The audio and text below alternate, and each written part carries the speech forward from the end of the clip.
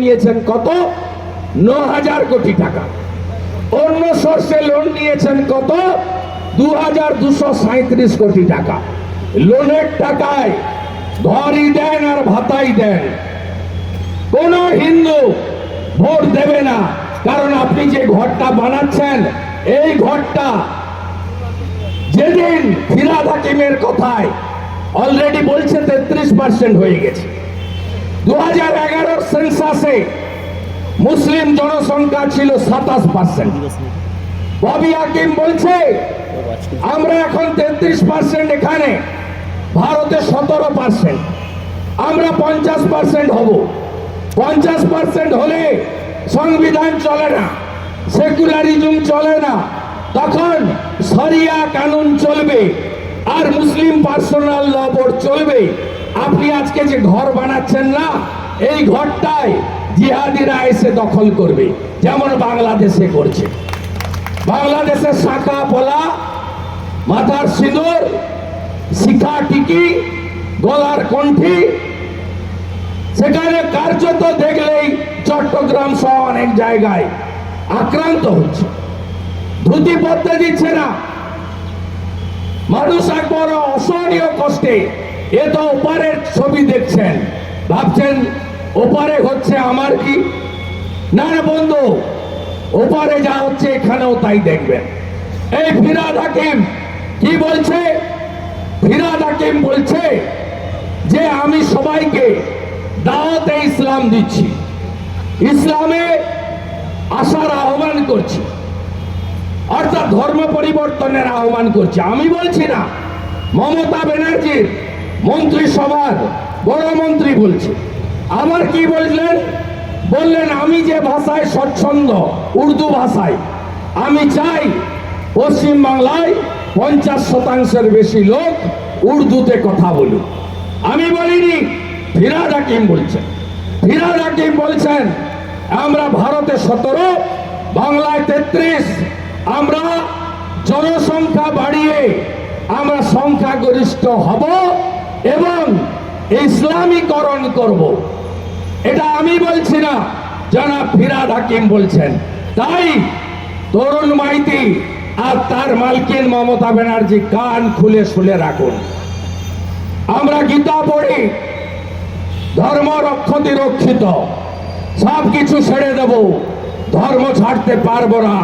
তাই কোন হিন্দু লোক আগামী বিধানসভার ভোটে মমতা ব্যানার্জির প্রার্থীকে ভোট দেবে না নিজের ধর্ম বাঁচানোর জন্য।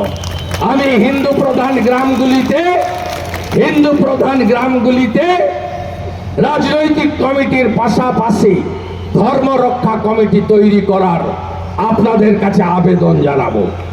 বাঁচতে হবে, বাঁচতে গেলে ঐক্যবদ্ধ হতে হবে।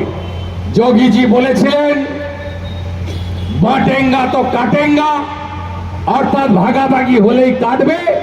ঔরঙ্গজেব কেটেছে, শাহজাহান কেটেছে, মোহাম্মদ ঘুরি কেটেছে, ইব্রাহিম লোদি কেটেছে, বাংলাদেশে কাটছে, এখানেও সুযোগ পেলে কাটছে। তাই বিভক্ত হওয়া যাবে না। আর যশস্বী নেতা নরেন্দ্র মোদী বলেছেন মহারাষ্ট্রের নির্বাচনে, এক রহেগা তো সেফ রহেগা, অর্থাৎ ঐক্যবদ্ধ যদি থাকেন নিরাপদে থাকবেন। ইতিমধ্যে শঙ্কর বেরা সহ যারা আক্রান্ত তারা মহামান্য উচ্চ আদালতে গেছেন। আমরা লড়াই করব, আইনি লড়াই করব। এ অন্যায়, এ চুরি আমরা মেনে নেব না, এ প্রহসন আমরা মেনে নেব না। এবং আপনি শুনে রাখুন, পুলিশ দিয়ে আর জিহাদিদের দিয়ে নির্বাচন ছাড়া তৃণমূল কোনো ভোটে জিততে পারবে না। 22 সালে আমার বাড়ির বুথ কাঁথি পিকে কলেজ দখল করে পুরসভা দখল করেছিল। 24 সালে লোকসভার ভোটে একদম সাফ করে দিয়েছে জনগণ।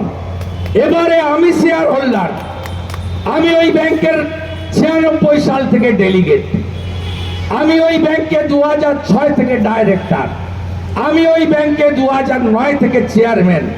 আমি নিজে ভোট দিতে যাইনি, কারণ আমি জানতাম, আমাকে শঙ্করবাবু পেশু ভাইরা বলেছিল যে দাদা এগরা জেল হাই স্কুল থেকে সরিয়েছে মানে এরা তৃণমূলের জিহাদি বাহিনীকে দিয়ে, আইয়ুব বাহিনীকে দিয়ে, পুলিশকে সাথে নিয়ে আমাদের ভোট দিতে দেবে না, আমাদের মানে শেয়ার হোল্ডার দেবে। তাই ঘটেছে। মাত্র 2800 ভোটার ভোট দিয়েছে, 1400 জাল ভোট, 4 থেকে 500 মুসলিমকে অ্যালাউ করেছে। তার মধ্যেও 598টা ভোট বিশ্বজ্যোতি মাইতি পেয়ে গেছে। আমরা লড়িনি, কাউন্টিংই নি। আমাদের সমস্ত যারা বিরোধী প্যানেল ছিল, বিজেপি তো ঝান্ডা দিয়ে লড়েনি, আমি না বলে দিয়েছিলাম। বিরোধীদের ক্যাম্প, সেই ক্যাম্প দখল করে নিয়েছে জিহাদিরা। আরে এখন তো স্মার্টফোনের যুগ, সব তোলা থাকলো, হিসাব একদিন হবে। পৃথিবীটা গোল। আমি লক্ষণ সেটকে দেখেছি, কত অত্যাচার দেখেছি সিপিএম এর। আমি